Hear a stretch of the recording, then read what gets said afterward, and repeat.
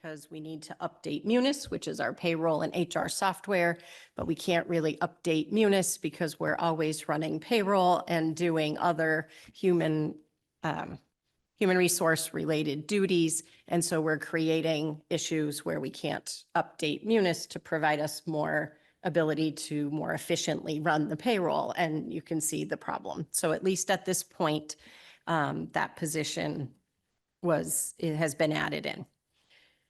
So I will go through the budget details. There are copies of the budget posting that was put up. They're on the public comment table. I apologize. The numbers are a little bit small, but they are there. So, okay. So the overall budget this year, the FY25, I will review there. We talk about the budget in two different ways. One is an all funds budget that includes money that we ask for from the city, as well as grant funds and funds that are in our revolving accounts. Local appropriation is exactly what it sounds like. Those are funds that we request from the city to fund the educational program. So you can see we're comparing last year's funded amount from all funds and also the local appropriation. So there is a decrease in the all funds budget of 8.04%. This is primarily because we're losing a lot of our grant funding. The ESSER 3 was a substantial funding source for us, and that is not going to exist after September 30th. And an increase, I apologize, of 5.29% over last year's local appropriation. Last year, you probably remember, we had quite a significant budget request that was due to settling multiple contracts and having multiple years of retroactive pay be impacted at one point, multiple years increases being reflected in one budget. That's not the case this year. The only contractual increases are the 1 year's contractual increase instead of some cumulative. Hope that made sense. So we talk about an all funds, which includes local and grants and revolving, or just the local appropriation. For the most part, our conversation tonight about the budget is the local appropriation that we're talking about. Okay, so I can go through by cost center for the most part, and I will ask Mr. Paquette to interject as we go. So these are reported by, as you can see, the cost center. Often they are school-based, or you can see department. When I talk about having met with department or building level administrators, it basically breaks down into the cost centers, how they're reflected. So North Parish is actually AEL, our preschool building. We had some increase reflected. Primarily, there are contractual increases reflected across all of our departments.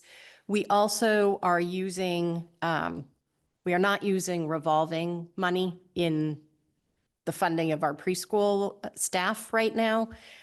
In part, that is because at preschool primarily, we have a number of students that come into our program across the course of the school year, most with unknown needs at that time. And because we have an integrated preschool program, what that means is we serve students who do not have special education needs, as well as students with special education needs. Most of the time in a public school setting, the purpose of a preschool program is so that we can appropriately serve the needs of students with disabilities. So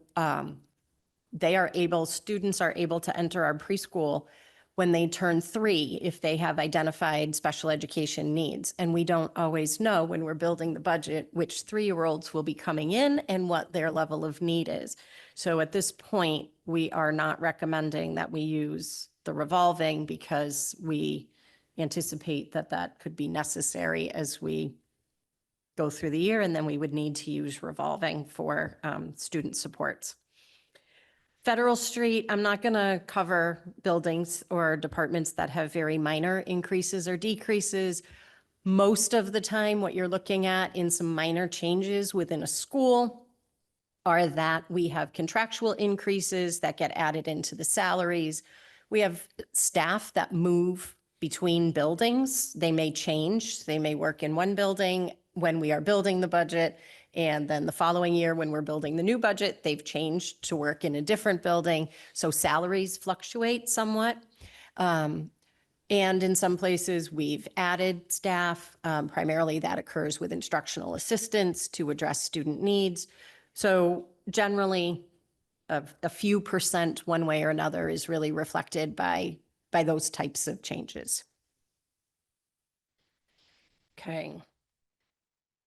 The English language learner department this is reflecting the increase, the addition of a teacher, but we have had some staffing changes. So again, it goes back to reflecting changes in particular staff salaries, the increase of the budget. Okay, athletics increased 15,000. I know there were comments about different numbers. The budget request for athletics was 15,000. Supplies and materials for their nursing, again, minor. We have some minor increases. Administrative technology, there is a fairly significant reduction. We have made some fairly significant changes to things that are not necessarily our Chromebooks for students, but things like addressing copier leases to be much more efficient, to decrease the purchasing costs for toner in our buildings and repairs to old copiers. And we've also been very strategic in looking at any type of online program that's been used and purchased either on the administrative side as well as the instructional side. So that is generally why you're seeing a decrease in technology. I will also say that almost all of the technology updates that we'll be seeing in this upcoming year will be grant funded. There is a significant amount of the ESER 3 available to fund two things. One, our security project, which is thankfully going to be finished up this year, as well as technology updates. So we expect there will be funding that is spent on technology, but not from the local.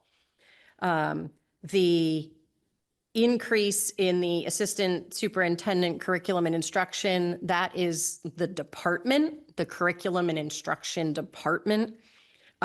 This generally reflects that we have moved expenses for our literacy and math materials primarily out of grants into the local budget for next year. We do still have things that are being purchased with grant money this year before it expires. So, but that is primarily the expense. We also are looking to replace science textbooks. I'm sure Mrs. Bennett's quite happy about that. Our science textbooks across the secondary level are rather old and not really meeting our standards anymore. System-wide, this is primarily a reflection of some staff. Our Director of Behavioral Services and our Equity and Community Connections Coordinator that had been grant funded have been moved into the local. Those positions support our students with social, emotional, and behavioral issues, mental health issues, work to coordinate our in-district social work and counseling staff with outside agencies such as CSO, CHD, DCF to ensure that our students have the most positive school experience that they can and that we are providing the resources they need during school. And our Equity and Community Connections Coordinator, one of his primary responsibilities is to work with families who are struggling with school attendance. So both extremely critical supports for our students and staff. Special education, some minor changes. Transportation, a significant increase. This is primarily due to the new contract that was signed. School committee voted on that, I think, the last meeting. We had one bidder, so they are a provider. And Mr. Paquette had shared at that time that the increase that we saw in that contract is fairly consistent. Right, Andy? Okay, so it was pretty consistent. Personnel. Oh, we have to fund some contractual requirements. So for whatever reason, that was not reflected in the line last year. So we have reflected it, which is why there's that significant increase. And then school committee, that is the position that was brought in for the HR and school committee support. And then business administration, you folks voted to approve a job description for an assistant business manager. This reflects a pay adjustment as well as some other contractual increases in the business department. So overall, that reflects a 5.29% local appropriation request. I do have, you all have a very large copy of the budget request in front of you. I'd like to go through a few more slides to make some, to share some data. And then I would like to go through the budget, point out some different places where there are resources included. And I believe that through that conversation, I may actually be addressing some of the concerns that were shared. So if that's all right with the committee. Okay. Oh, I forgot one of the most important parts, grants and revolving. So we still, this is the amount of money that we are assuming will be available to use as a revenue to offset the expenses in the FY25 budget. So we are planning to use $297,000 of the ESER 3. You can see $683,000 from Title I. Title I funding is funding that is provided to districts for literacy and math support primarily. We have interventionists that we pay their salaries. We also have some instructional materials and online resources that are paid for. Title IV is for, Andy, help me. I'm sorry. Title IV? Yeah. Is that, Google it. We're going to use our, we're going to phone a friend and we're going to Google Title IV because it is late and I've forgotten. So TAG, that's our grant that we get because the district has been identified needing improvement for academics. So we get funding from the state. Technology, healthy, safe schools, safe and healthy students, well-rounded educational opportunities. There we go. Thank you. So TAG is used to support instructional materials. We also pay for stipends for our instructional leadership teams. Instructional leadership teams are teacher-made up teams that work with the administration and work with their colleagues to help look at data, identify areas of need, drive instructional change, advise their principals on changes instructionally that are needed. They provide professional development at times to their colleagues. So they really are a critical element in the work of improving our student learning. IDEA 240 and 262 are both special education grants. They can only be used for special education, and IDEA 262 actually can only be used for preschool for special education. School choice, I think that's fairly self-explanatory. We are assuming that we will use 300,000 of our school choice. And then circuit breaker, in case you are not familiar with that, circuit breaker is a reimbursement structure in Massachusetts where districts are reimbursed for high-cost special education programs. So there is what's called a foundation. That's a particular amount of money that's utilized, assuming that that's what's spent per student. We are able to request a portion of reimbursement for anything that is 4 times the foundation number. So I'm using this as an example. These are not actual numbers. If foundation is 10,000, we have to get to $40,000 of expense, and then we can request reimbursement of a percentage of what we've spent over that. So if the total program is 50,000, we can request, right now, is it 75? 75% of the other 10,000. So I know that's a complicated, it's a complicated system, but it is not reimbursing the district for all of what we spend, and not as many, as much as some of our resources do cost in terms of instructional materials and equipment, and the number of staff that we thankfully do have that support our special education programs and students. It is a fairly high bar to reach before you are able to request reimbursement. So we are looking to use 1.2 million of that in the FY25 budget. So just over 3.6 million in non-city funds are built into the budget to offset expenses. Okay, good. Okay. I know this is very exciting stuff. So I want to share some of the positive, because the school budget represents a significant portion of the city budget. And I thought it was fair that we share some of the good things that are coming from the use of those funds. One is attendance. Now, attendance is still something that we need to work on, but it is also something the entire Commonwealth is working on. And as a matter of fact, in October, the commissioner made a point to say that he will be shining a light and issuing a call to action on chronic absenteeism. And last year, we actually surpassed our goal from the Department of Ed in terms of improving student attendance.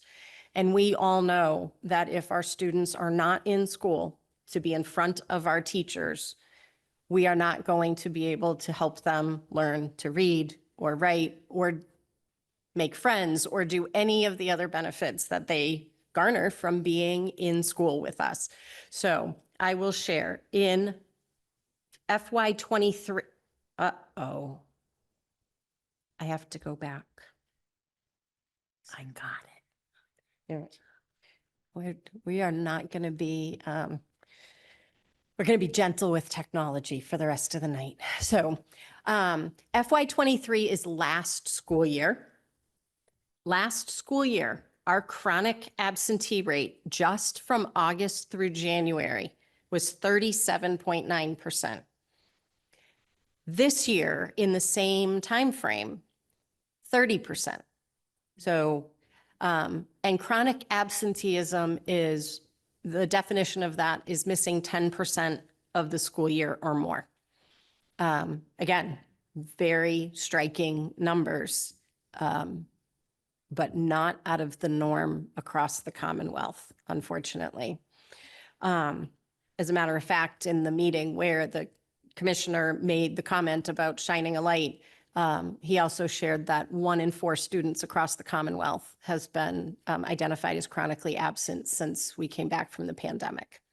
So that is a very striking, for the educators anyway, it is an extremely striking statistic.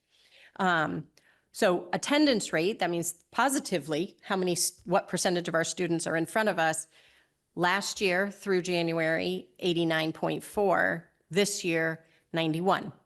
So we are working with families and having more of our students in front of our teachers. One of the things that is most striking for the administrators is last December, 2022, on average, half of our students were out. This year, it improved to 36.8. Again, we're not happy with the current numbers, but we are celebrating the improvement because that many more students are here with us to learn. So resources going toward attendance are making a difference. NWEA, that is our formative assessment, meaning we do it several times a year so that we can monitor student performance. It is math and English language arts. Hopefully. Oh. Okay, so I'm comparing last year, fall to winter, because those are the statistics we have available to us this year. So we're comparing the like time frame last year to this year.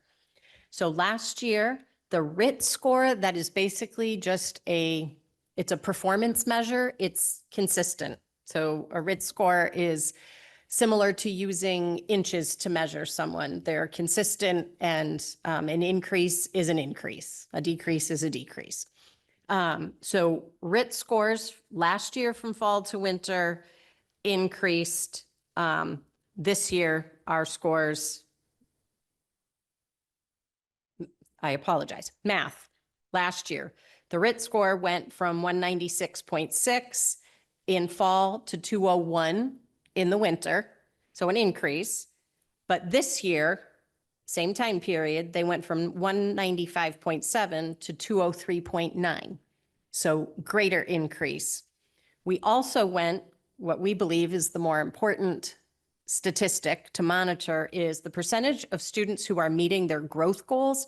Growth goals are set for each student. It's not a static amount for all students. It's individual based on performance.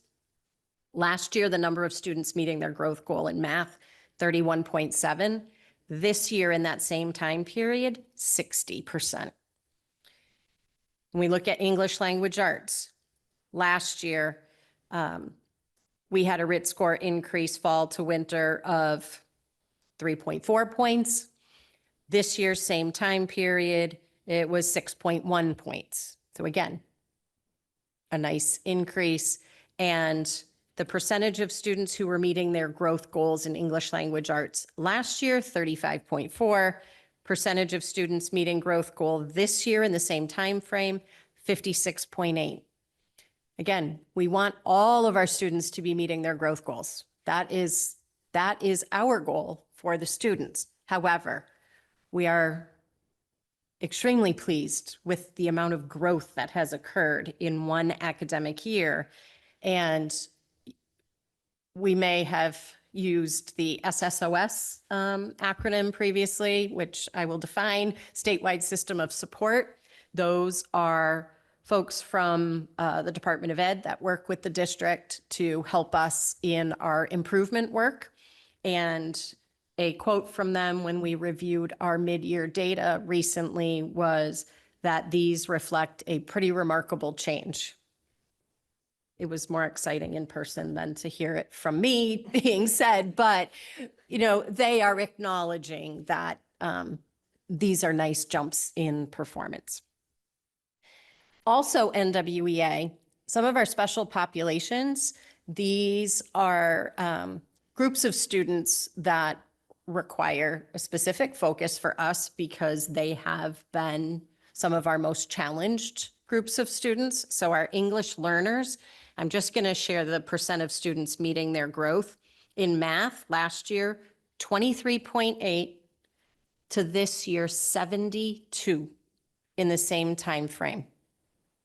Thank you for the wow. We agree. We feel like that for our students. That is a huge, huge impact for them. Again, our English learners in English language arts, last year, percentage of students meeting their growth goal, 36.4. This year, same time period, 62.3. Again, huge jump. Our students with disabilities in math, last year, 30.7% meeting their growth goal. This year, 59.5. English language arts, last year, 36.8. This year, 49.6. Again, not where we want them to be. Please don't make the mistake that we're done. That is not where we are at all. But so pleased to see that the efforts that we're making, we believe, are having this impact on our students' learning. Karen has talked a lot this year about our work with HQIM, high quality instructional materials. That is funded by a grant, FC 185, and the consultants who work with us through that grant are the teaching lab. So we also had a mid-year review of data with them. They call it a step back. I don't know why, but and this is a summary of some of the data from fall, so this September to winter of 24. So they came and visited again in February, and they use a specific tool that looks at our student learning, not our teachers teaching, our students learning. So core action 1, this represents a significant increase in our students accessing high quality instructional materials, following the content, and core 2 is them asking questions, oh, I can read it if I put my glasses on.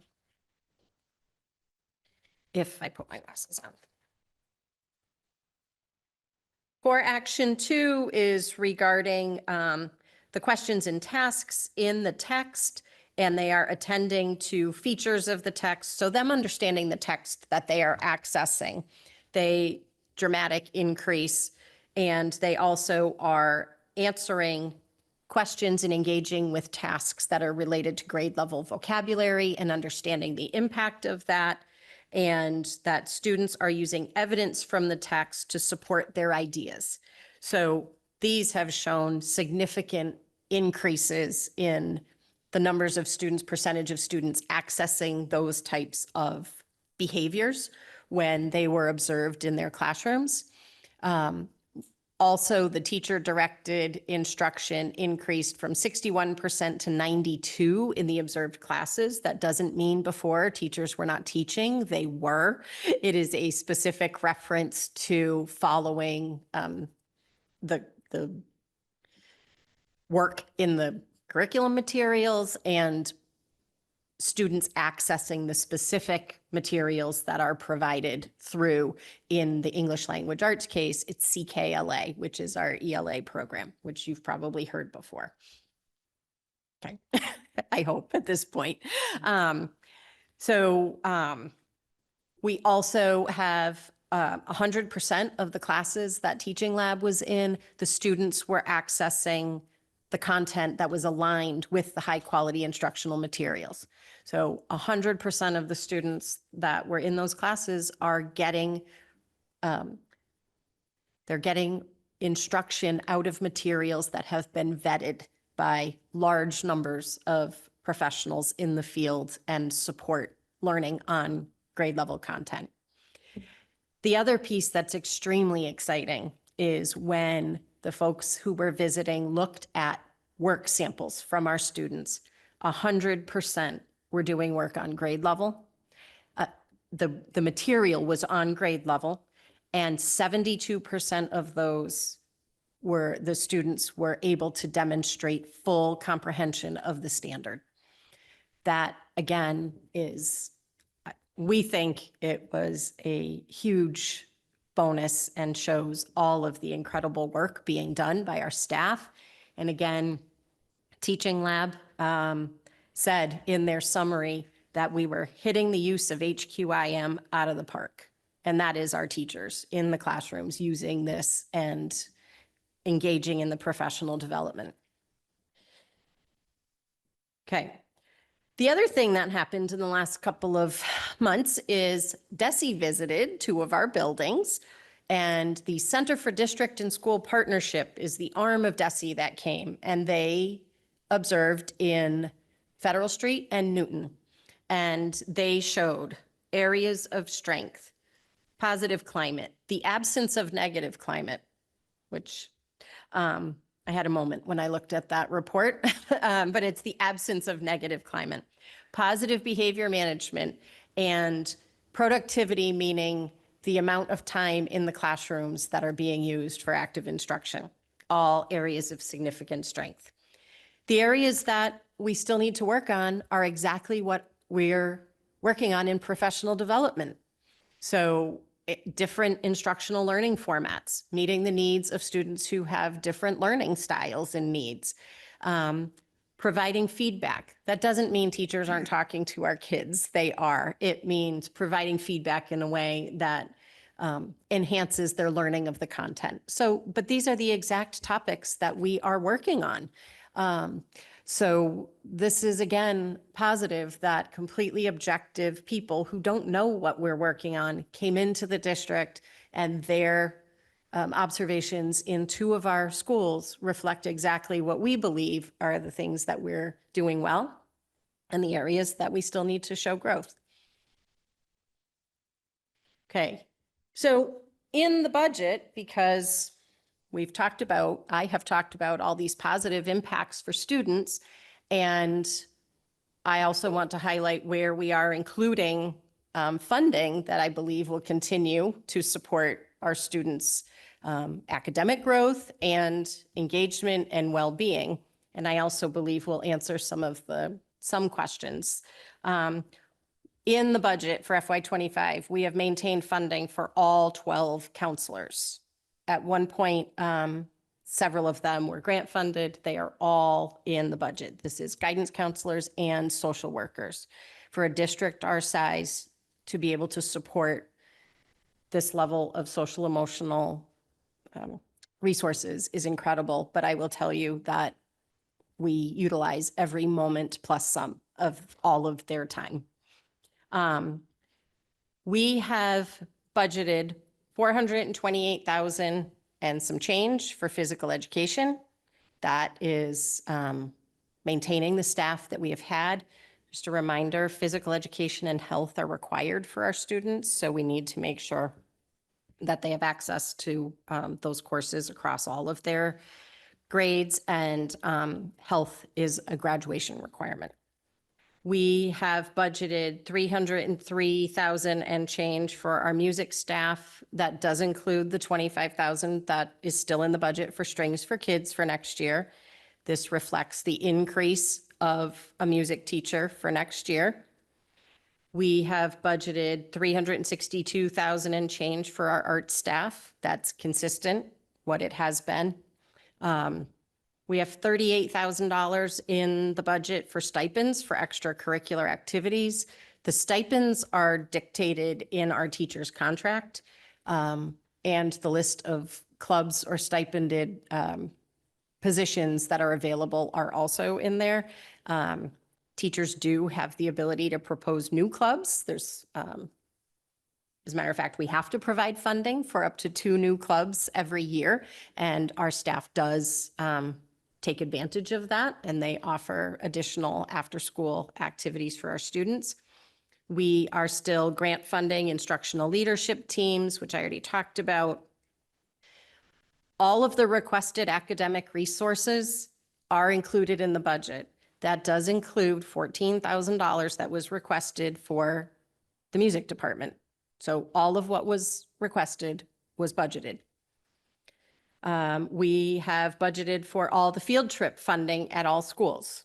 So any teacher who's doing a field trip is able to submit that request and will get funded. I have not denied funding for any field trip that has been requested. We are providing library books district-wide with a focus on equity and inclusion. Karen has talked about our work with the libraries across primarily the elementary schools that have all been revamped. We've weeded, replaced many, many books across especially the elementaries, but we are still rebuilding the libraries at the middle school and high school. And then what we don't generally talk about, but I think is very important, is that the district does offer free before-school care at all elementary schools. And that is built into the salaries of folks who do run that. So that is continuing to be provided for the district. So, we have a lot of wonderful things that are in place. We have professional development and structures in place to support our staff in meeting student needs. We're increasing resources for students through staffing in specialized programs or elective course offerings. Our current structures are being shared, and you folks don't necessarily see our structures, but the work of our professional development cycle, the instructional leadership teams, our learning walks that Karen has talked about, is actually a model system. You know, it's not making change as fast as we'd like with the academic performance of our students, but they are moving, and we feel strongly that we need to retain the structures that we have in place. And we have data to support that what we're doing is having a positive impact, academic performance and attendance. So we'd like to keep the systems moving. So I don't know if anyone has questions about this part, or you'd just like to move into looking at the very large budget. The mayor has a question.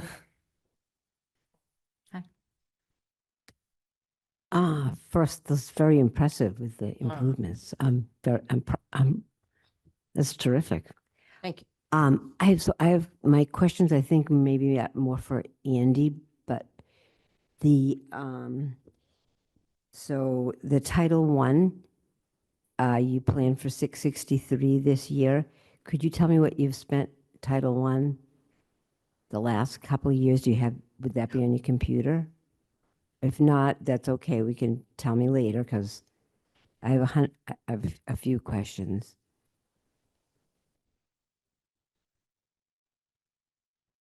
Just maybe even last year. I do have, it's.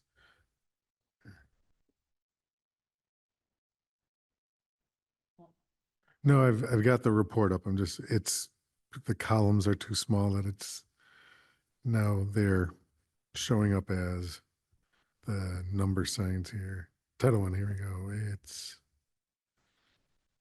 in FY22, we spent 501,583.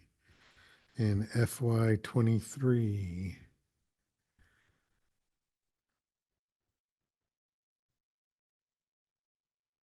$460,838.44 in FY23. Okay, and what's the balance in that account? I'm going to have to, that's the balance as of now. I would have to run a report. I would have to get back to you on that. Okay. Any idea what it might be? Like, is it $1 million? Oh, no, no. We only get 600,000 Okay. change. So. Okay. All right. How about, it's just on the revolving. I have a couple Please, on the revolving. please. Okay. On the IDEA, it was the first one. I didn't get the numbers. The 240? Yes, I had 240. The one, it was a larger one. What we spent, what we were allocating, this is what I wanted to know, what we were allocating this year, and maybe even just the last year. I don't mean to make too much trouble because I didn't know I was going to ask this, but what it was this year and last year, and what's in that. These are revolving, right? That IDA is a grant. So which Please turn your microphone on. At the beginning of that slide, it had revolving. So I just wanted to know the ones that are actual revolving, what the balances are that are in them. Do you know what I'm saying? Because So that slide that was in my presentation Yes. included grants as well. So Title I, Title IV, IDEA, both of them, those are grants. So any revolvings? Which were the revolvings? so circuit breaker, circuit breaker and school choice. Okay, so Those are the two. may I ask about those two, Yes. Chair? Okay. Yes, you have the floor. Okay, so circuit breaker this year and last year, and the balance in the revolving, if that's possible, and for the next one, whatever those two are that our superintendent just said. Last year, we spent $655,946 out of circuit breaker. And for school choice, we spent $125,776. Is that about average? No, those were, well, the circuit breaker, we're required to spend the prior year balance. So that was the prior year balance, the 600 that we spent. That's by the circuit breaker statute. Okay. Choice, we were able to spend less because of the influx of the ESER grants that we had Right. to, therefore, that was the whole idea, was to help Right, us. Right, so And what's the balance in the school choice? balance as of right now, remaining balance is 410,530. And we're planning to use 300, what was 300 in next year's budget. Okay, so you plan 300 and this 410. Correct. And the other one, because I don't know all the rules on this, I'm sure I'm not alone with that. Maybe I am, but the circuit breaker, I actually remember this from watching other meetings. You have to spend the amount. The prior year amount I that got you it. received, correct. Okay, any other revolvings with any wiggle room? Well, I mean, as far as wiggle room, it would be what I like to call the legitimate shell game, in the sense that we could theoretically, like the superintendent mentioned ahead of time about the preschool revolving account, that we could use for any new students coming in that would need some severe special needs. We could theoretically use that for the preschool program and then reduce what it is in a local budget. But that's the concept of the all funds is, like, quite honestly, it's the all funds number is what it takes to run our district, and it's funded by the local, the grants, and the revolving account. So I hope I answered your question. You did. And then there's we've got some other ones. There's the athletic revolving account, which that one goes towards athletics. So, and then building use that's kind of our, for the nominal amounts that we get, we use that to offset the cost for any custodial coverage for any outside organizations that use the facilities. Any one of them have a balance of over 100,000? Oh, God, no. Thank you. If only. Okay, we're on questions on the superintendent's presentation so far. Any other questions? Member Poyetti. Thank you. I want to ask about grants. I watched last week's city council meeting, and one of the counselors was implying in their remarks that we don't need an assistant superintendent, we need a coordinator of curriculum and a grant writer. And I'm wondering if you could talk about, I don't expect you to have a number of how much we have in terms of grant funding, but I would love to have that maybe for next week's school committee meeting, what we received in grant funding in FY24. But can you talk about who writes the grants that we do receive? Because we do get a bunch of them, and how that works. Sure. Thanks. So I'll take credit for my one that I wrote, was the grant for the energy recovery units, the middle school roof.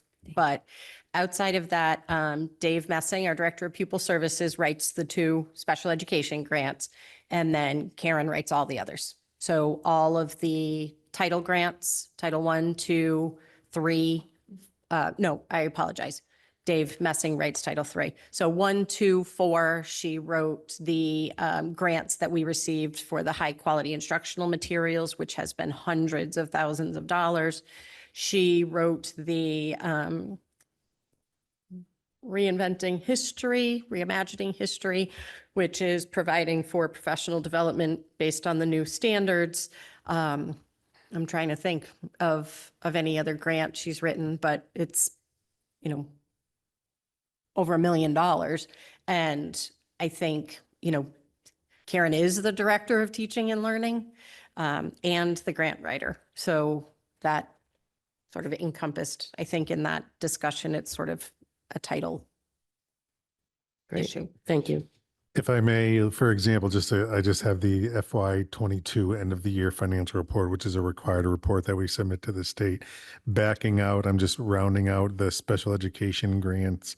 Um, if you want to say the grants that Assistant Superintendent Pat Nowd wrote, totaled just about $2.15 million. And I believe that was prior to the HQIM grants. That is also true. Thank you both. Member Childs. Thank you. I'm going to ask two questions that I anticipate being the questions people ask me, so I'm going to let you answer them. So the first is, you said the 14,000 requested by the music department is in the budget. Would that be as part of the music? Where in the budget? Because you said the 303 music staff, you said, or would that be in the 38,000 extracurricular? Where would people be looking to find that in the budget? The materials that were requested would be in high school supplies and materials. Salaries are in salary lines. Transportation would be built into the field trip line at the high school. So it's not, we do not have a music line out in the budget. That's not one of the broken out budget lines.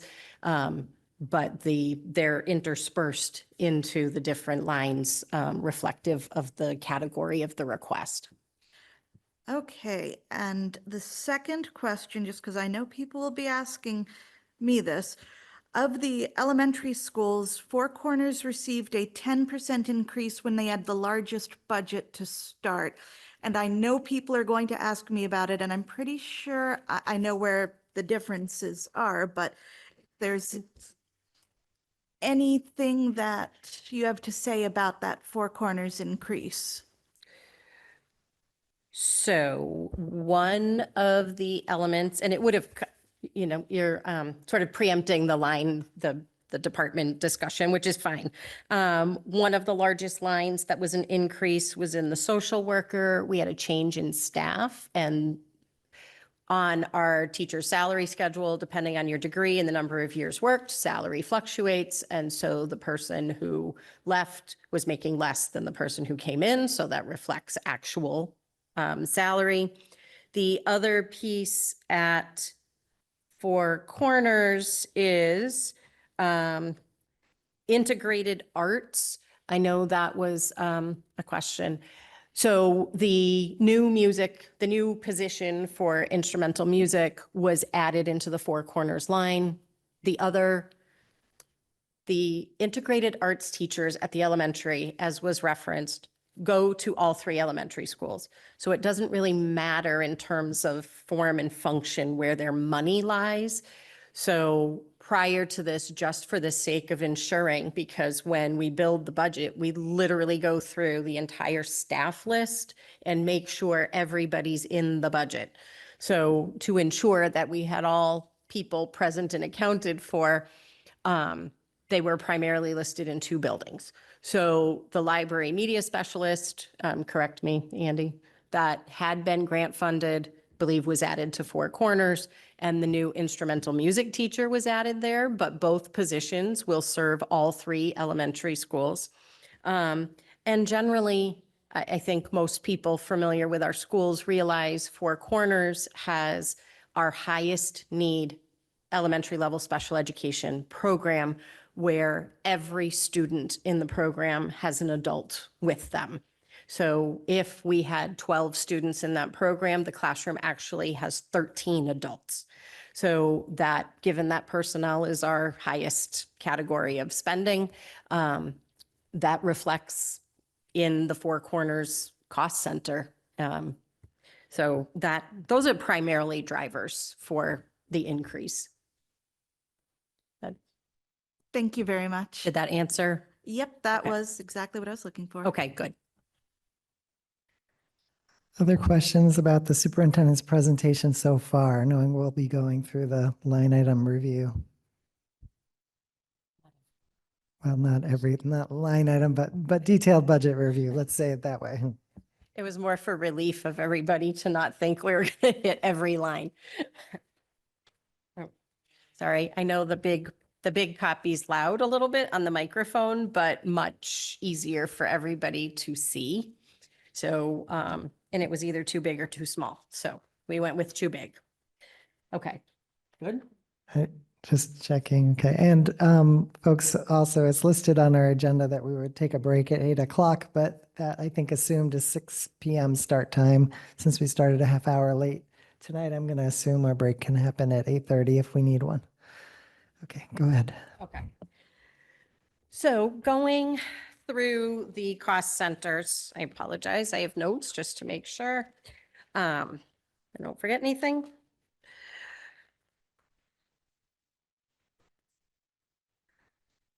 So I think North Parish, NP is North Parish, that's AEL.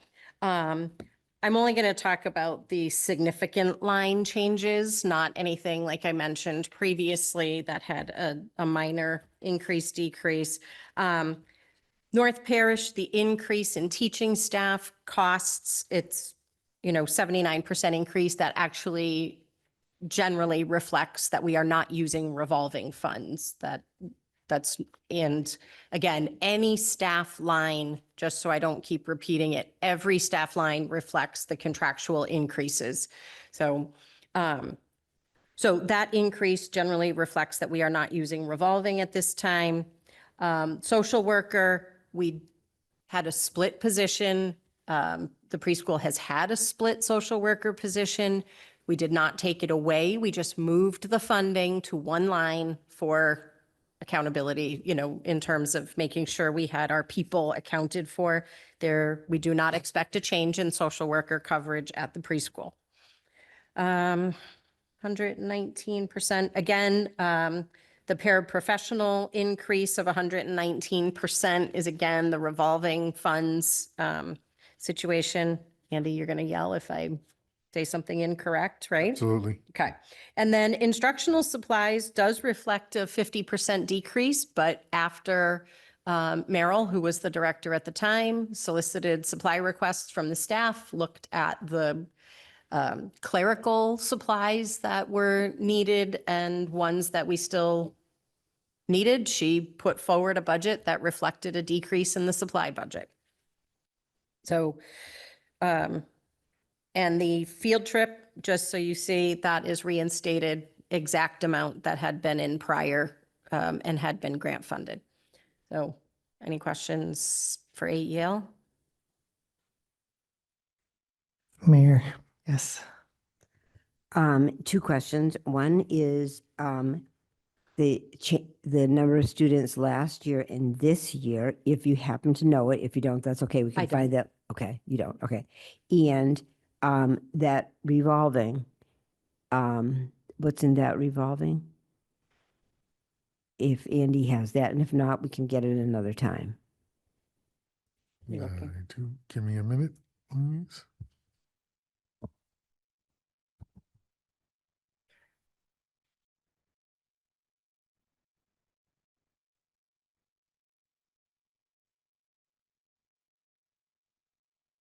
I don't know if it helps answer the question, Mayor, but we have 6 integrated classrooms. In order to make sure that we're hitting ratios outlined in regulation, we always assume that we will have 8 students without disabilities. We have 7 seats available for students with disabilities. All those are not filled at the beginning of every year because, as I said, students come in when they turn 3, so we need to make sure we can account. We also have a highly specialized program for students who need to be in a special ed program most of the day, and that has a smaller enrollment. So that's, approximately we have 6 classrooms with 15 students all or most of the day. We currently have $25,249 in the pre-K revolving. Started the year with 57,728. Any other questions on North Parish? Hearing none. Oh, yes, please. This is just a real quick one and will probably apply to the other ones as well. So I'll just ask it now. You had mentioned that the social worker line just went somewhere else for accountability. Where did it go? Newton, Okay. I will try to remember if we're moving people like that. But thank you for asking. Okay, If I may also, the AEL enrollment for the 23-24 on the, what was reported that DESI is 90 students. Last year, give me a second. was that last year? 23, 20, October 1. So that was our October 1. The year prior was 82 for AEL. Keeping in mind, as of October 1st, we would still have vacant spots available for students. That, Yes. I just want think to, it's just the kids in the seats. It was just. legit. on October 1, Yes, kids got in it. seats, Thanks. yes.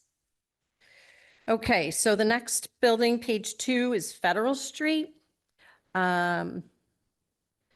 Social worker, you see a little bit of an increase there. That again is actual cost. Looking 100%, we did not eliminate all of our kindergarten para educators. In terms of state reporting, and I should let Andy explain this, but I'll take a stab at it. But in terms of state reporting, our budget has way many more lines than is necessary. At some point in time, lines were added for additional detail that aren't required with state reporting. So we've been making an effort over the past 3 years to sort of consolidate funds into different lines. If you've been on the committee, you've heard that before. So paraprofessionals kindergarten is no difference in terms of budgeting or reporting than paraprofessionals. So, right? Correct. Okay.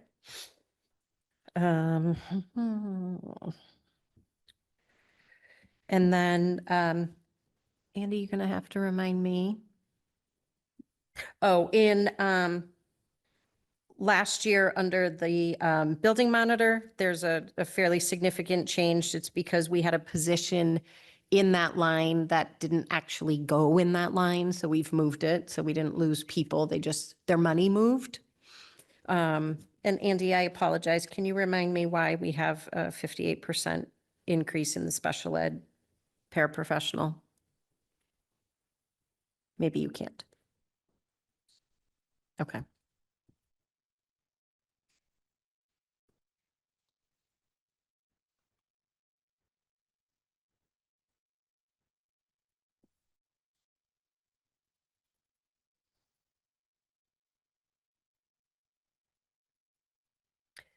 While you're looking, the other piece I want to highlight is in the integrated arts. It's a 20% change. That's just reflective of the actual salaries of our staff over previous.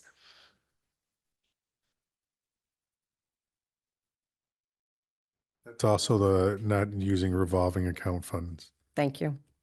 Okay. We use choice, some choice, and there was a sped tuition revolving.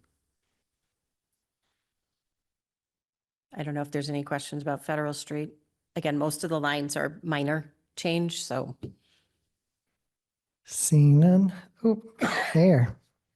Did we, the teaching staff, that was down 17.45%?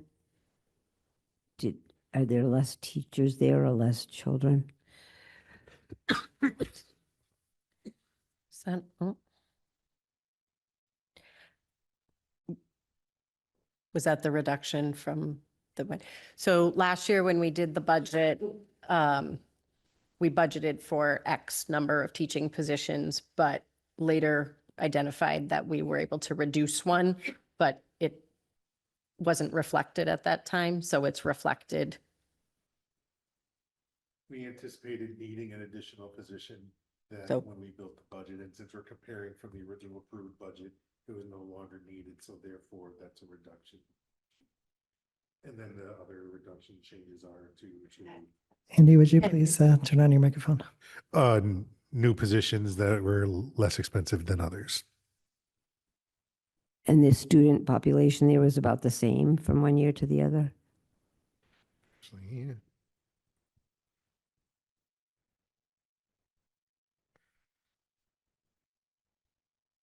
We can go, So Andy's pulling up the October 1st report. That's the date. That's the moment in time when all districts have to report to the Department of Education what the enrollment is at that time. So that's the number that we go by when we talk about enrollment. Correct. So yes, in 23, it was 193, 24, 182.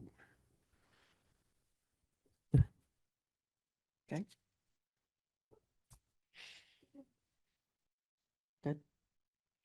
Oh, yeah, I think so.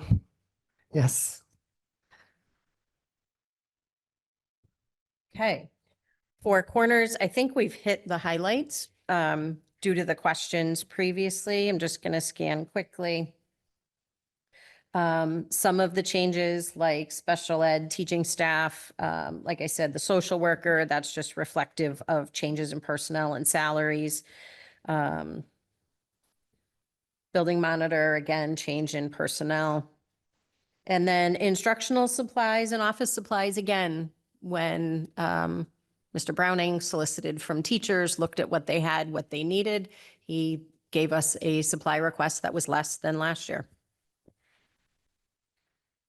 And again, I want to highlight the literacy materials, the math materials, those do not come out of the building-based budgets that you'll see reflected in the curriculum and instruction department, just so no one thinks that we're not going to be purchasing math or literacy or other required content materials. Questions on the Four Corners page? Seeing none. Okay. Newton. Again, so here's the social worker. We have an increase, significant increase on that line. That's just where the entire salary for one person was reflected instead of split across two buildings. Again, for the reduction in the paraprofessional line at Newton, we did have a position that was not required, that is not in the budget. And then we had to move some people from one line to another, just reflective of creating more accuracy. So that is a reduction of one staff person. Again, not necessarily current, but from the original approved budget last year. Yeah, that, not too much else for significant change at Newton unless there's questions. Questions on Newton? Mayor? okay, I'm sorry, I have two questions. I'm going to keep at this one, just so Andy, I just want to keep you ahead. I just want to know the numbers from one year to the next in Four Corners and the Newton School, but I'm going to ask that for each one, just so you'll be prepared ahead of time. And to go back one, if I may, the substitute teachers, that was a $67,000. Can you tell me what page? This is on page 3. The subs. At the substitute of regular teachers. Do those subs go to all? That was 67,000. And do we have a bigger sub pool?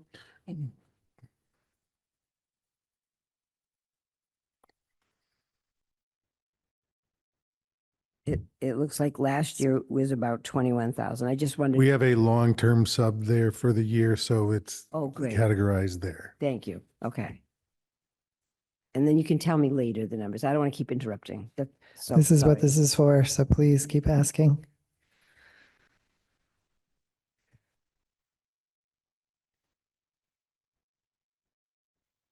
Are you all set? So I see at Four Corners this year, we have 210 and Newton is 183 and we're going to keep going 301. So at your leisure, you can tell me what we had last year and all 4 of the schools left to go. Four Corners, Newton, middle school and high school. I just, the changes. And we can do that later because I want the It superintendent. might be easier if I may, if everyone's got stuff to write on. Because the can way email. the DESI website works, I'm gonna just list, this is the 22, 23, so the October 1, 22 numbers, which is based for last year. Got it. So Four Corners was 214. Federal Street was 193. Mm-hmm. Greenfield High, 454. Greenfield Middle, 300. Newton School, 203. Okay. And AEL was 82. Now fast forward to this year. Mm-hmm. Four Corners is 210. Federal Street is 182.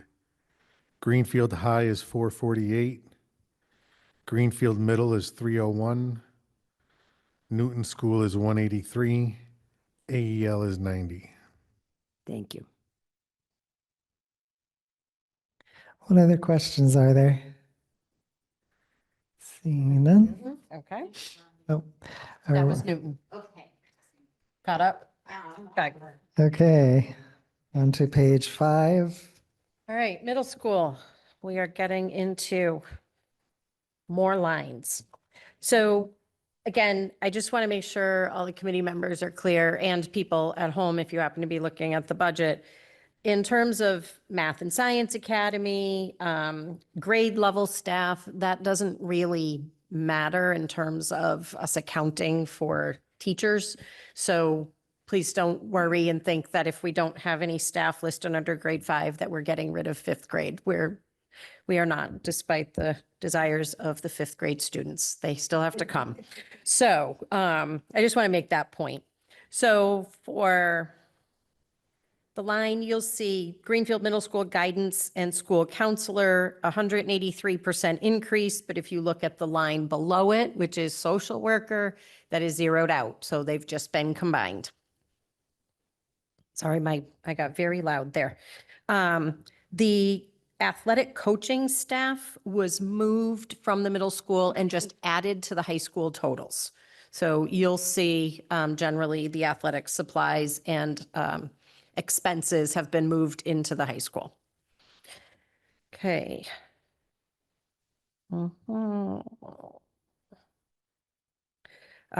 Building monitor, that is a decrease because last year Mrs. Fenimore utilized 2 and then that was changed. And this year there was only 1 building monitor in place.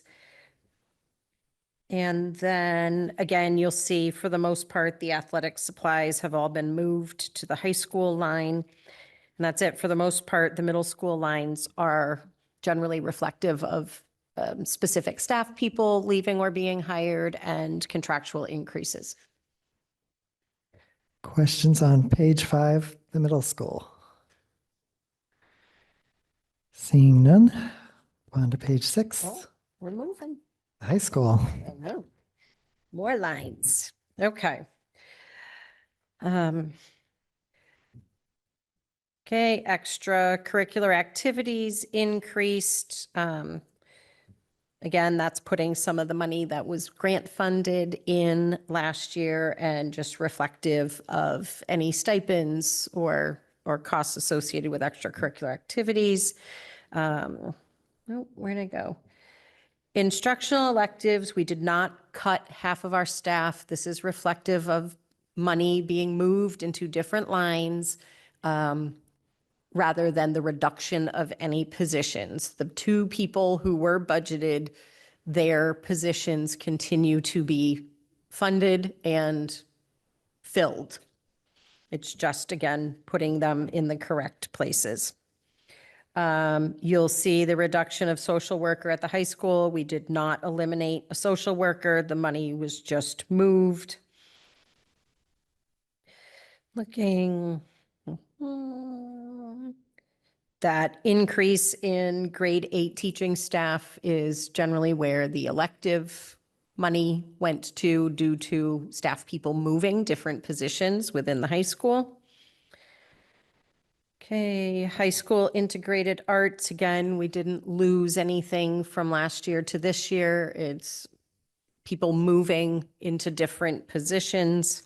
And if I may, You may. just when, I'm wrong? and it's, no, you're absolutely 100% right. But I just want to give you an idea, and this is more of a sneak preview of the workshop that I would like to do that we've talked about. But for reporting purposes to this state for Department of Elementary and Secondary Education, there are three categories of, well, say the type of instruction that they look for when it comes to reporting: regular education, special education, and Chapter 74, which is vocational education. So when you look at the lines, I'm just going to use the high school as an example. The line 104, the GHS teaching staff, line 106, GHS instructional electives, line 112, GHS teaching staff grade 8, line 113, high school integrated arts. All those are technically regular education. In addition, ELL, English Language Learners, is considered regular education. So this is where it's whenever personnel were originally assigned or the position was assigned to a line, in our efforts to try and consolidate that, because it quite honestly can be very untenable when it comes to trying to discuss with all of you. And that's not a criticism. I sometimes find myself getting lost as to where it is people are when you have so many, but it's like, quite honestly, those are the three areas: regular ed, special education, and vocational. So there's nothing saying that we wouldn't, and we would have, and that's as Dr. DeParge alluded to earlier about our use of the Munis accounting system and the HR components of it, we'll still be able to tell you who's an elective teacher, who's teaching music, who's teaching PE, et cetera, et cetera. So, but for the reporting purposes, that's all regular education. So I just this is a highlighting of what it is, so for trying to make it seem like we're not playing games or there's no shenanigans going on here. It's just that there's just an inordinate amount of accounts created that really, when time comes for what is it that, the education is about here, can kind of sometimes skewer what it is that we're looking at. So I think what I hear you saying is that over time, we've accumulated a lot of lines to be able to look at a lot of detail. But at a certain level of detail, it starts to lose meaning, because if a teacher moves to a different school or something like that, then you're seeing fluctuations in a line item. It doesn't really tell a story about what's happening with education in our schools. you're hired. So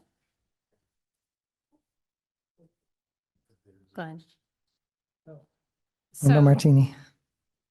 correct me if I'm wrong, what you're saying is that we will be looking at a confusing budget document like this until we are 4 years out from these changes in order to be able to compare to the previous fiscal So years like this? That's what you're saying. if I can, like, when we have a teacher who, I can give a very specific example, moves out of what was previously classified as an elective course into what we would consider a regular ed teaching class, teaching, we don't necessarily, and then we have somebody else take their position in the electives. We're not necessarily worried about putting the money back in electives. As long as all the people and all the money are accounted for, we're trying to put them into the correct categories instead of all the micro categories. I understand what you're saying about that. So My yes, it's question gonna be is it going to confusing. look like this for the next few years because we had these lines before and therefore they have to be in there until they fall off the left-hand side of the grid? So I'd say it's going to be an exercise, I'd say both prospective and retrospective, where the retrospective side of things, because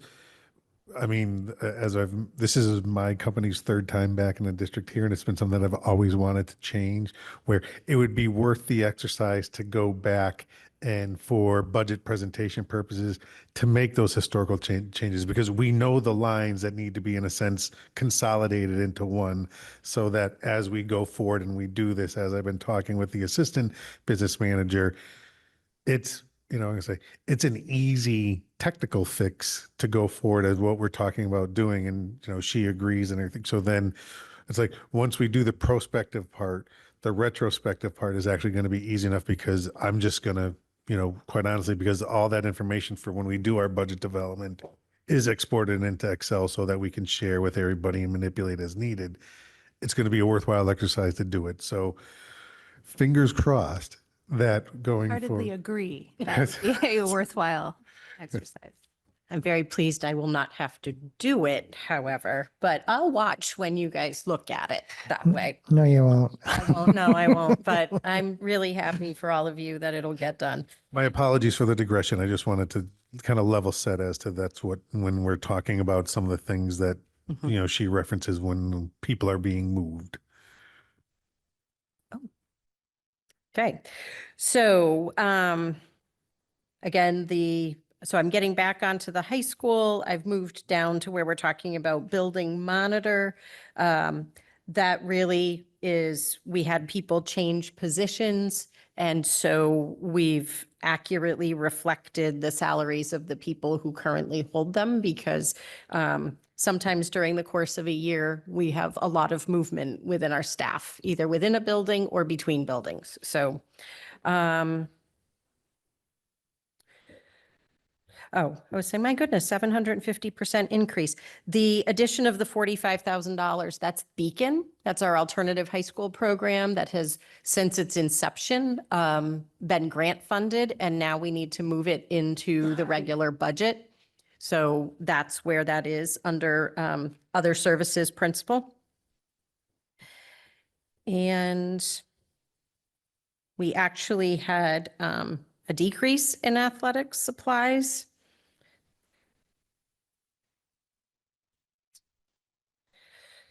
Okay. So one thing I will share, since, you know, I know that the music conversation is clearly a priority for many people, as it should be. I do want to say that there is a budget request that was submitted along with all the other requests at the high school. It is integrated into this budget. I've had the opportunity to have a conversation with our music teacher who shared, you know, why requests have been made to the Booster Club, which is certainly in an effort to support students, and shared that, you know, when he came into the schools, the torch was passed, so to speak, and that he was told what the booster supported at that time, and that has been maintained. Certainly, I don't know what, I was not here at the time of the change. So, you know, Derek has worked to ensure that we got the request, because we don't want to continue to ask the boosters to fund things. But I want to make clear, it's not because we don't support the music program. It's, in the past, it was past practice that was being utilized from the music department, which is all, you know, wonderful intentions. And the music department was beautifully supported by the Booster Club. And we want to absorb those things into the local budget. Not really any different than when I got here. In some of our schools, parents were being asked to supply all of our instructional materials. Like, parents were given lists of things like, please send crayons and pencils and Kleenex. And I stopped that practice. I believe that the district needs to budget for the necessary instructional supplies. I somewhat laugh and say with the principals, if families prefer to send Puffs Plus tissues, that is absolutely a welcome donation. We'll buy school tissues, which, you know, school tissues, we all know what school tissues are. We will provide tissues. We will provide crayons and pencils. If someone wants a particular pencil or crayon for their child or their child's class, that's a different conversation. So I just want to share that we do budget for supplies and materials. They are in, and we will continue to do so. The current music staff is, you know, we've added a position to the music department.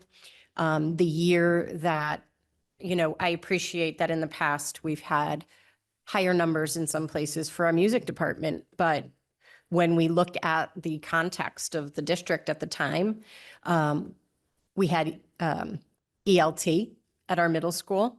And in speaking with the principal, she shared the very positive impact that ELT had on the music program, made it much, much easier for the music teacher at that time to offer after-school band, to do full band practices, to do events. absolutely, that, the students were a captive audience and they had the ability in that context to do more. We do not have ELT. It was ended prior to me starting as superintendent. So it creates some challenges, and I appreciate that. So we recognize there are some challenges, but I also, we did add the instrumental music teacher back in. We invested a fair amount of money last year on new instruments for the elementary level. So we'd love to have a teacher who can teach them, teach our students how to use them. So just making reference to that because I know that was a concern and a fair one, but I expect that we'll see some significant change in that piece going forward. Okay, so high school, the field trip money was added back in. That was grant funded last year, so that was put back at the at the FY24 level. I don't know if anybody has questions about the high school. Questions about the high school? Yes, Member Martini. I think you've spoken to this a couple of times, but just for the sake of being super clear, where in these lines is reflected the music teacher at GHS? I will have to have Andy let me know if it's electives or general ed staff. Holding.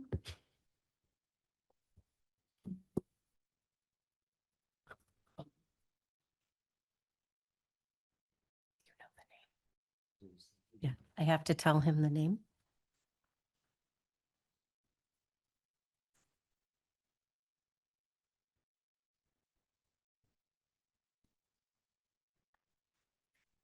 Can you believe he doesn't know the exact name of every staff person we have? We got to work on him.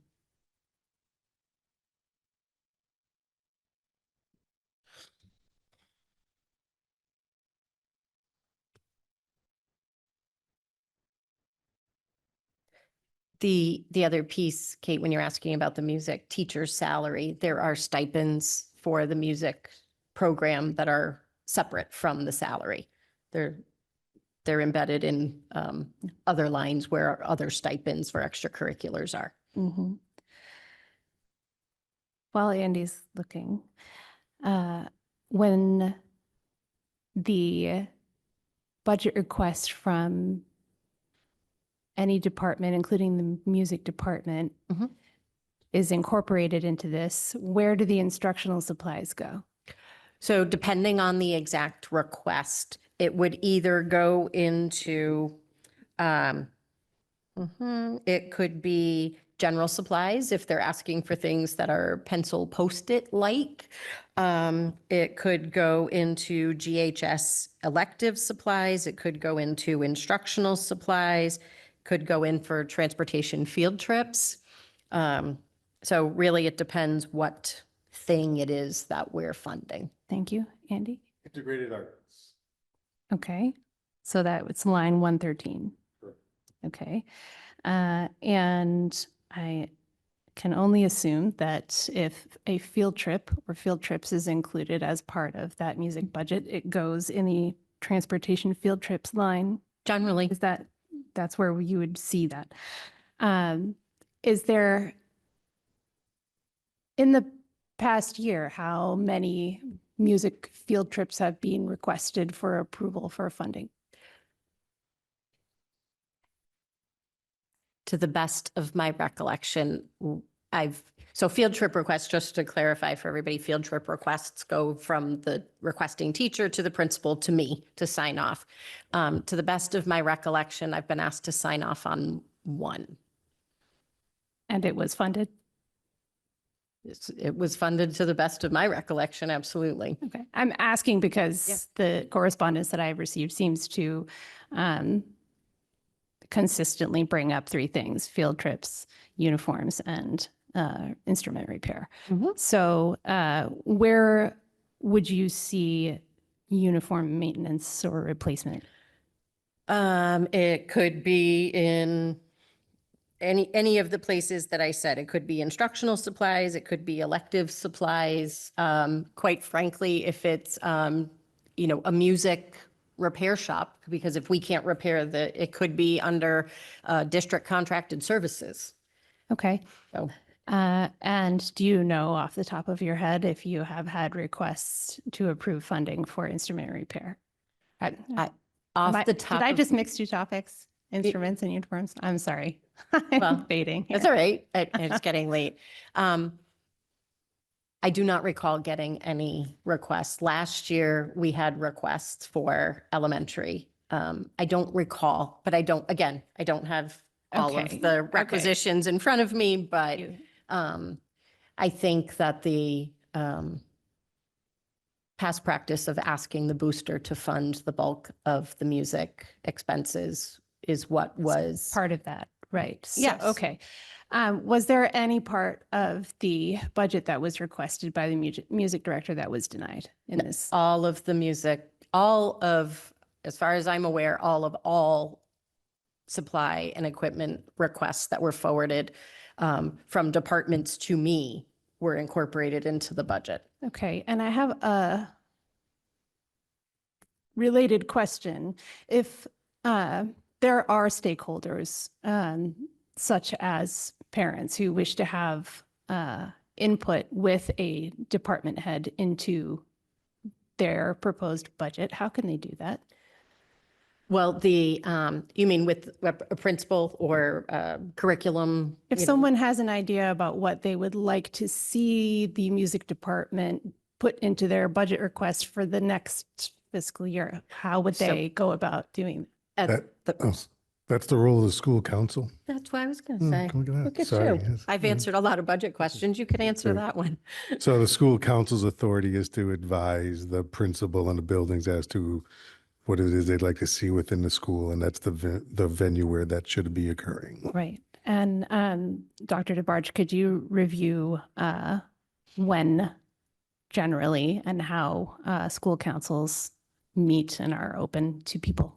So generally, I'm being rough with guidelines. I know they're all different, Yeah, so. well, and I'm just giving the generals. Generally, they're scheduled monthly. Some buildings may be doing them in person, some may be still doing them virtually. There's parent representation, student representation. Community members are often part of school councils, but they are meetings that are open to the public. Right. And the principal chairs, and usually chairs with a parent representative. Okay. And I know we have talked about school councils before, and I'm not going to digress about this much because we're talking about the budget. But in the past, there have been some issues with getting information posted accurately and timely so that people would be easily able to tell when their next school council meeting was. And I know that was something that was going to be improved, worked on in the new school website. So is that the case? I'm not to dodge the question, but I'm not responsible for posting the school council meetings. That would be PTO, they work with the elementary principals to get things on. School council, they work with the building administrators to get things added to the website. So I guess if there's an issue with any of that information, I would suggest folks reach out to the building principal of the appropriate building to inquire as to the location of Yeah. meeting postings. Okay, thanks. I'm done with that now. Thank you. Member Deneve and then Mayor DeSorger. Thank you so much for such an easily digestible, but this is a gargantuan undertaking, and thank you Sure. so much. It's so easy to read and comprehend. I'm glad. So most of my questions you already answered like a magician. Very good.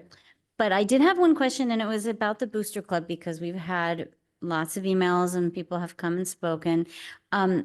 Have you or anybody done any outreach with the Booster Club, or have they reached out in order to work on a plan to absorb some of these costs so that we can handle them as a district?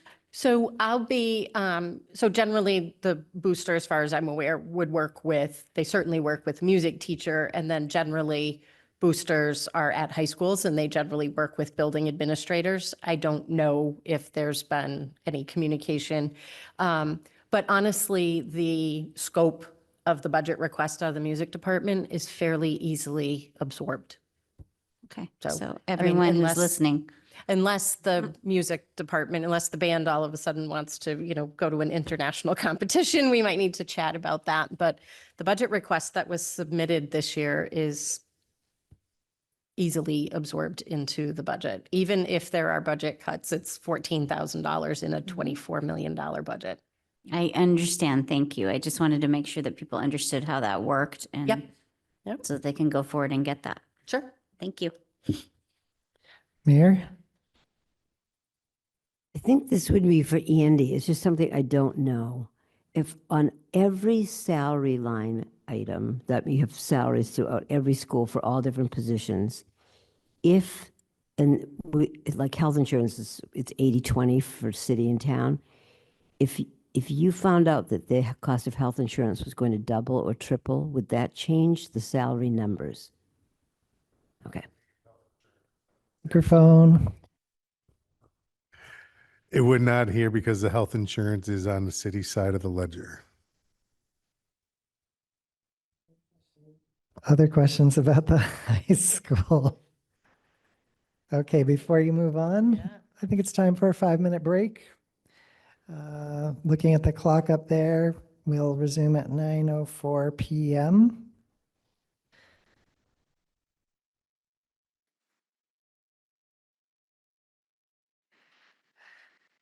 Okay, we are resuming our budget hearing and we are on page 7. Okay, so page 7 represents multiple departments. The English learners are at the first. You can see there's a significant increase in line 140, which represents the additional position. Just looking, increase in athletic transportation is primarily driven by the increase in the transportation contract. Looking to see any significant increases or decreases. School physician services, there hasn't been an increase in her cost in a number of years. So it looks like a huge chunk, but it's not a big line to begin with. So that's about the superintendent's office is pretty flat. Most of the line items didn't see an increase. And if I may, just regarding the salary, the administrative superintendent salary, at the time that we built this, I had that as a placeholder while negotiations were going on. So obviously that will be adjusted to reflect the correct salary, but it was a placeholder at the time. So I don't know if anybody has any questions about any nursing, English learners, or superintendent's office. Yes, Member Sexton? I was just wondering if you could walk me through what's happening in lines 135 and 136. That's the English language learners, but for AEL and Federal Street, why just where those positions are reflected. So North Parish is our preschool. Oh, yeah. They don't have an English learner teacher. And then Federal's position, if I'm not mistaken, is split. Yes, it is a split position. So the salary is just reflected solely in another building's line. Any other questions on these categories? All right, page 8. Okay, the IT department is at the top. You'll see we have an increase in the data management staff line that reflects the requested position that is being reinstated. It was reduced last year, so we're hoping to put that back into the budget. Then contractual hardware and Contract phone and hardware. John, our director's done a lot of work in looking at our contracts for phone service, as well as photocopiers. So you're going to see some reductions across a number of lines, like those two, 45 and 50% reductions. We've also, as I said, really looked at the online programs that we're using. Some of them fall under his budget line and some of them fall under the curriculum lines, but we really look at usage and necessity and eliminate what's not being highly utilized in the district. And then professional dues and subscriptions was an administrative decision. I'm not sure what, he just changed what had previously been budgeted under that line in his budget. And technology equipment, again, some of that is replacement. We've been using grants to do some tech upgrades, so he's needing less in local at this time.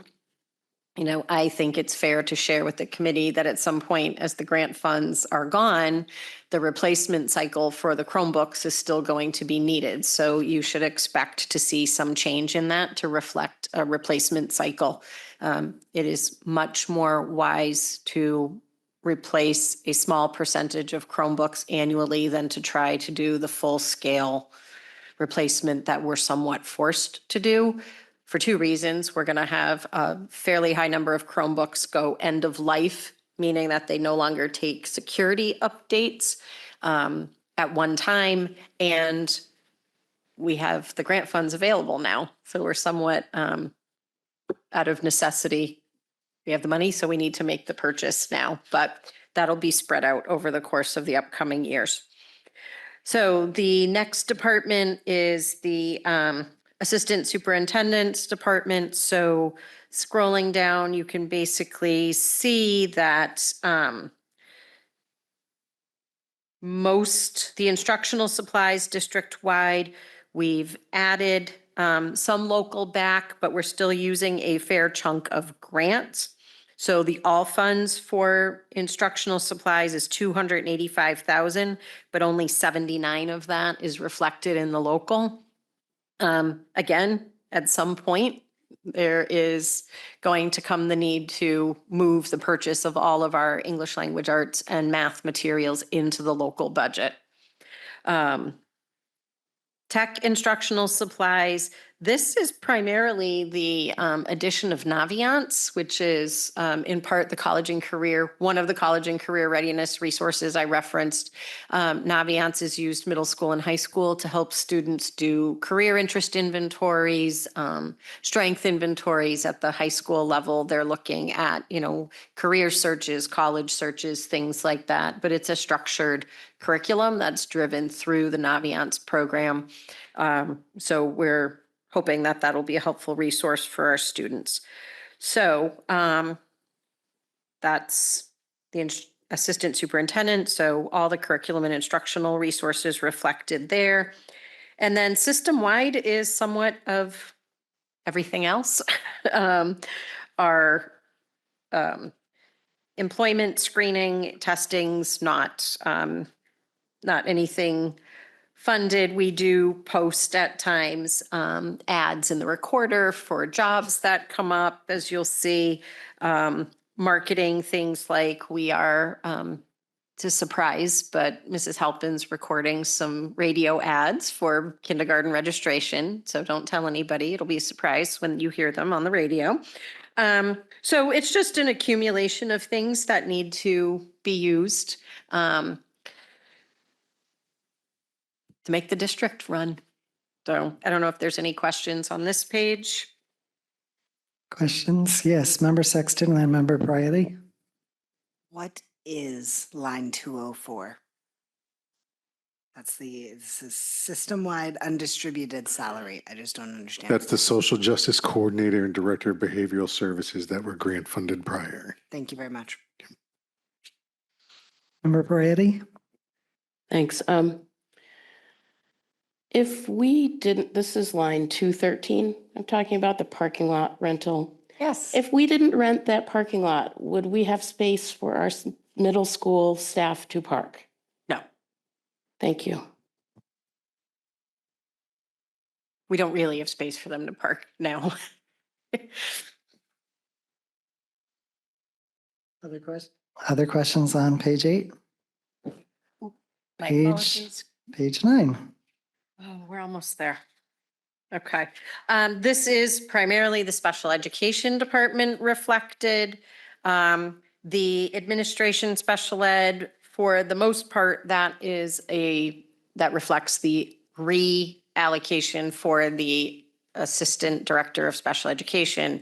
As I said, there are state and federal timelines and processes that are required under special education, and the volume just really necessitates additional support. We had 2 positions at one time. We were not able to fill one last year, so we took that as one of the budget cuts, but we'd like to fill it and repost it to try to get another position.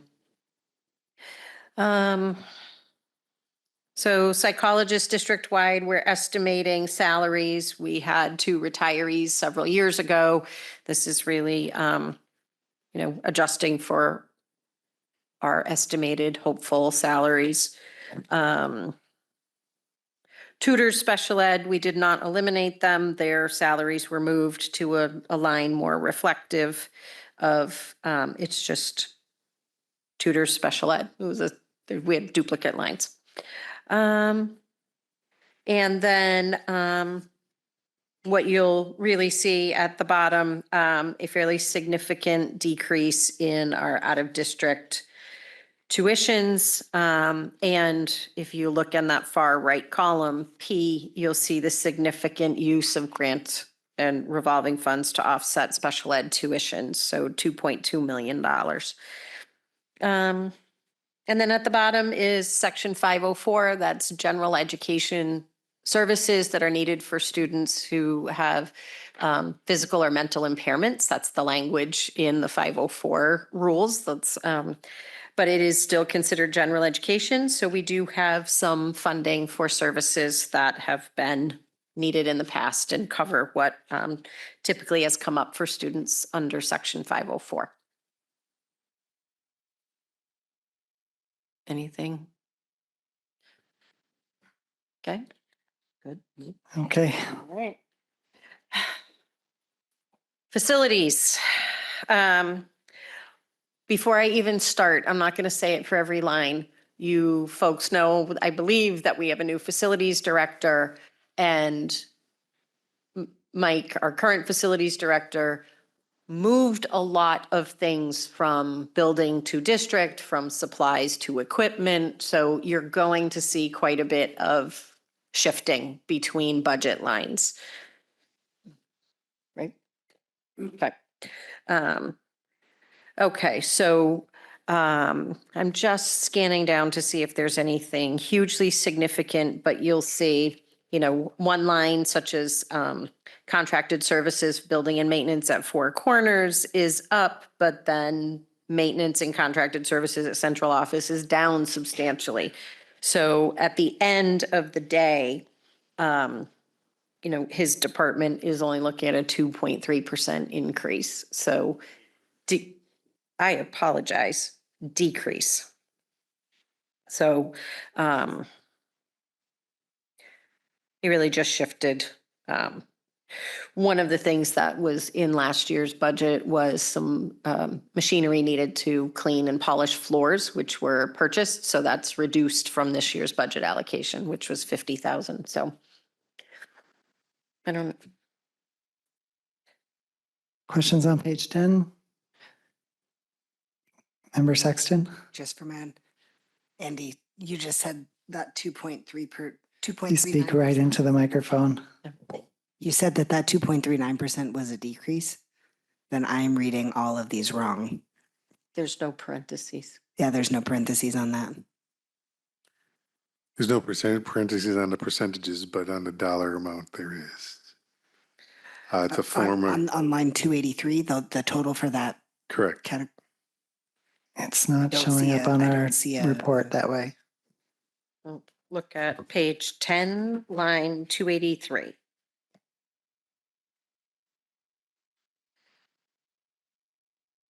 Is that because salaries on this page? And 283.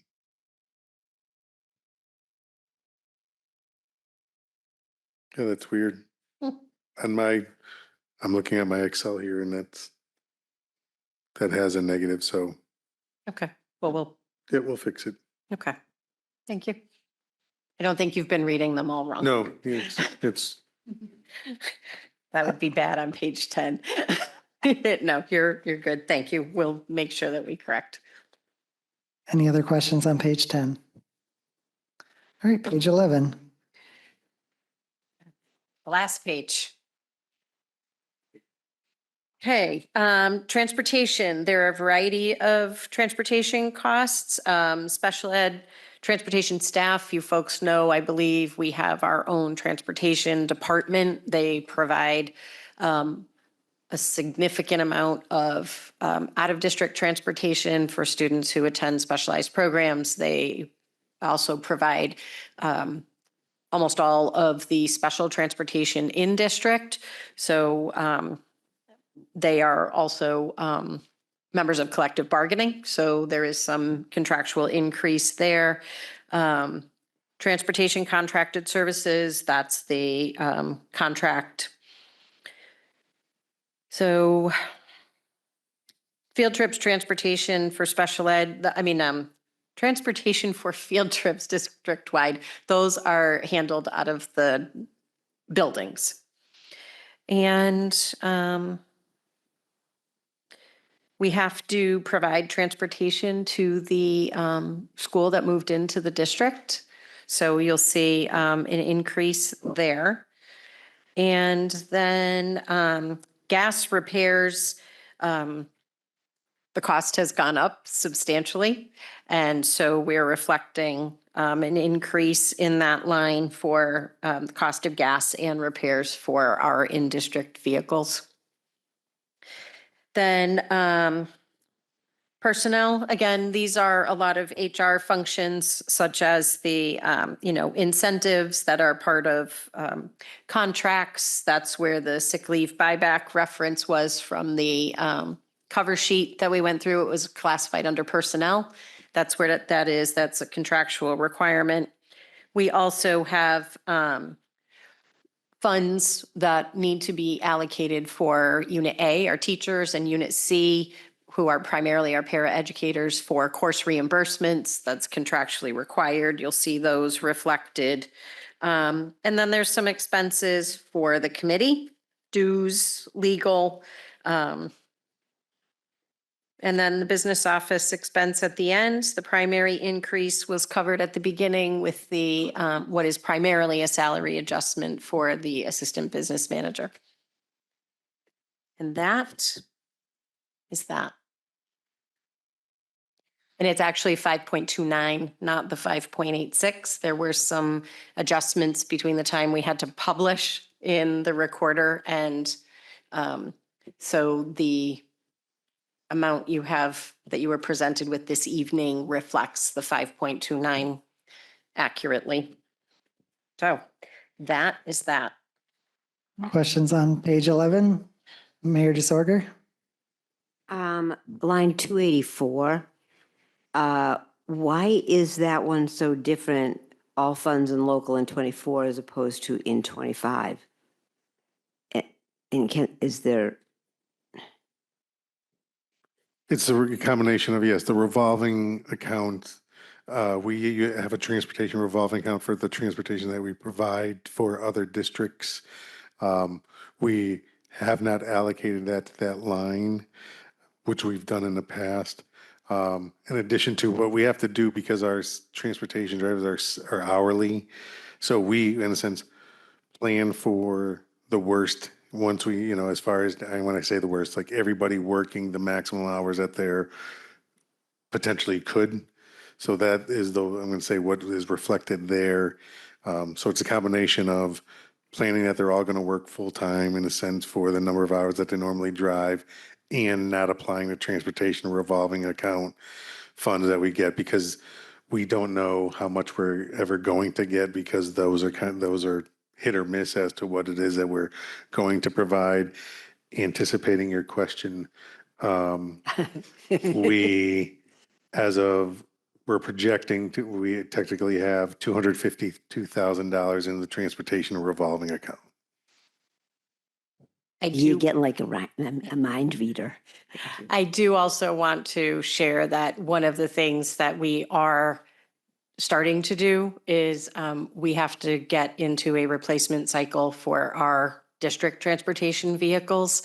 So that's something, that's potentially a use for some revolving funds, is to purchase a new vehicle. We are in the process of purchasing one because over years, they don't work so well anymore. Mayor?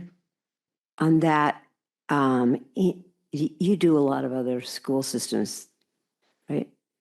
So is this the standard transportation that we do here? Meaning as far as doing our own, it varies. There, admittedly, I say as amongst, if you want to say in the world of my company, I'd say maybe 3 do their own transportation out of 16 do their own, but I do know others, and there are even some bigger districts that do their own transportation. Worcester Public Schools, for example, do their own. So it varies. I will be honest, I tip my hat to those districts that choose to do it on their own, because I got to say it's a headache when I've been in places that have done it on their own. So I've got a soft spot in my heart for the transportation staff here and the coordinators.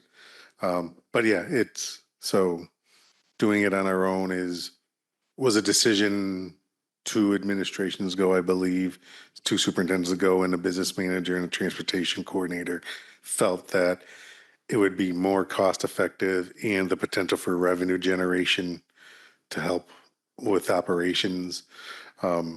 Admittedly, that decision was made pre-COVID, and then when COVID happened, it really kind of threw that plan out the window. So if, I'm not going to say this is your question, but is it worth it doing it on our own? I'm going to say right now it's relatively too early to tell, because we really have not had a consistent time where it is that we've been able to analyze the effectiveness of doing it on our own versus a contracted service, due to that gap of the COVID and the fact that, in order to really analyze, you need to have some significant longitudinal data regarding the effectiveness of it and the potential for revenue generation as well.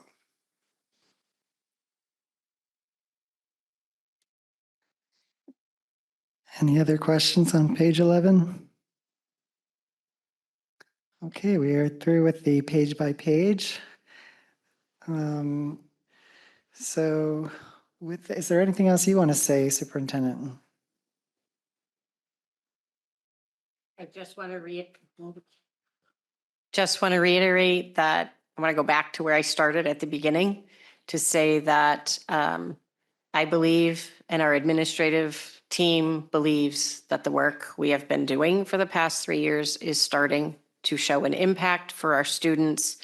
And we believe strongly that we should be continuing with the structures that we have.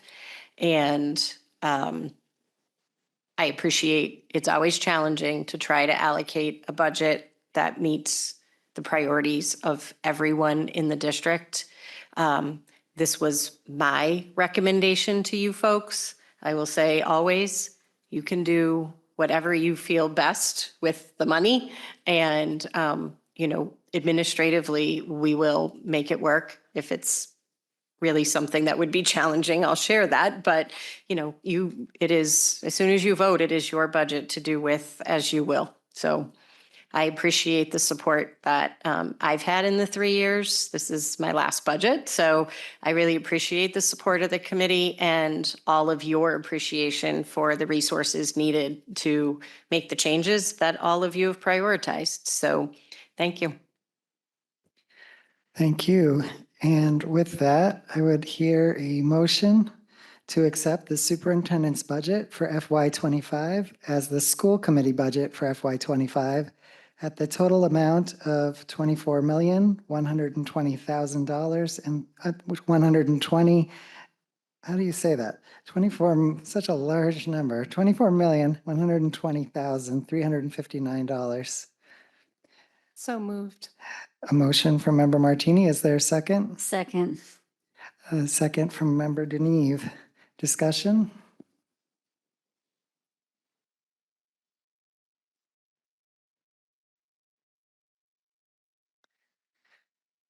If there are none, I have some comments.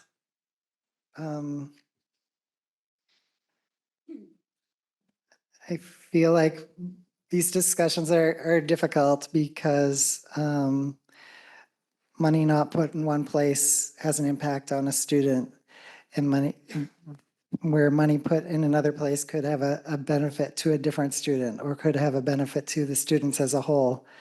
So they're challenging discussions. They're very important discussions. These are people's hard-earned dollars that go to work, and we want the students to get the best outcomes possible. And certainly, we heard a lot about the music program tonight. We've also been at meetings and getting emails and calls about language programs. They're so important to us, every single one of these things. And I feel like one thing that is important to me is looking at the bigger picture, which is we live in the richest country in the world, and school communities like ours are forced to have these really tough discussions about, oh, if we fund this, we're not funding that. And so I know there's been some discussion of people who are interested in looking at maybe we could cut the assistant superintendent position. Well, one of the things that was highlighted in the budget was the $590,000 a year that we're getting from the Department of Education to help us turn around the schools, because for so long we didn't have a curriculum, and it was reflected in the before numbers that the superintendent highlighted. And I feel like the after figures that the superintendent highlighted are showing the results of making a substantial investment in having an actual curriculum for our students. So that curriculum leadership is so important. So I understand people may have, genuine differences of opinion about that. But I guess the other part is that if folks want to come to us and tell us we want more funding for music, I would love to hear which line you want us to take it from. Do you want to take us to take it from the English language learners, or from the equity coordinator, or from special education, or from the Beacon project that allows students that aren't being served by the kind of standard curriculum to have an alternative experience? Like, where exactly should we take those funds from?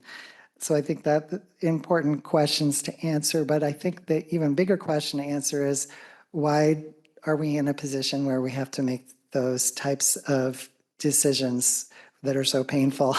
And why are communities all around having to invest so much effort into battling out over these relatively small amounts of money in the richest country on earth? So I just kind of wanted to, it's very important that we get into the details, that we go page by page and we answer every question. We want to, the superintendent and her team have put an enormous amount of work into doing that, and I want to thank you for that.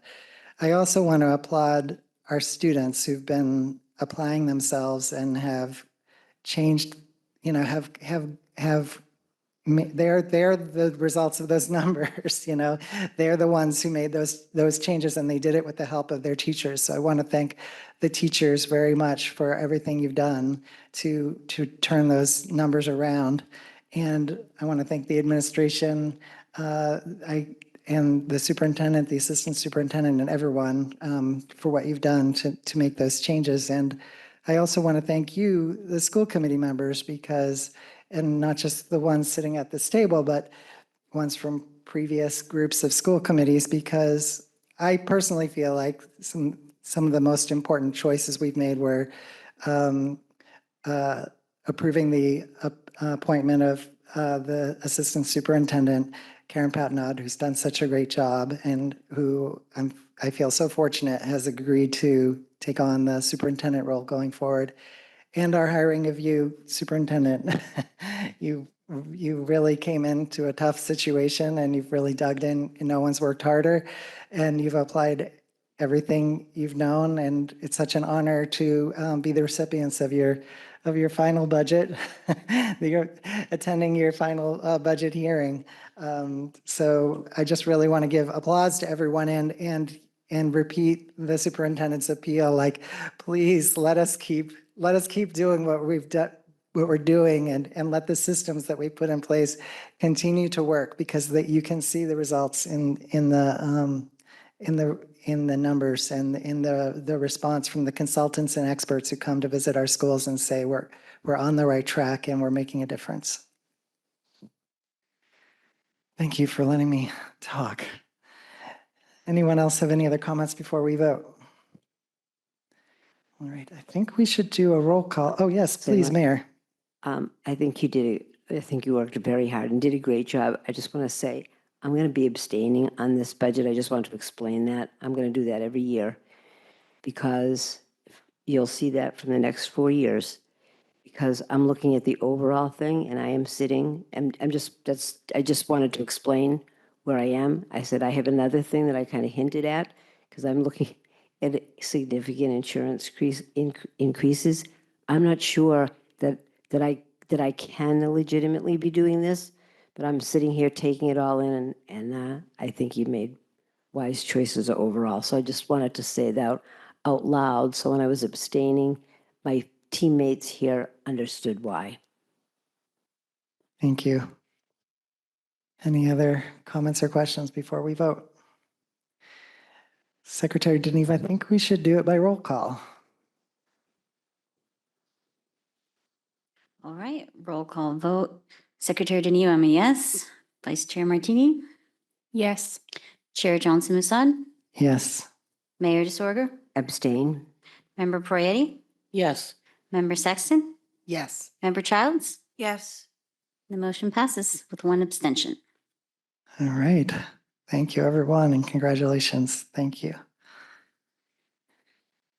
Next, we will have a motion to close the FY25 budget hearing, which will be followed by a motion to adjourn. So can I have a motion to close the budget hearing, please? So moved. A motion from Member Sexton and a second from Member Martini. Any discussion? All right, all in favor? Aye. Aye. Aye. Any abstentions? Anyone opposed? Motion carries. The budget hearing is closed.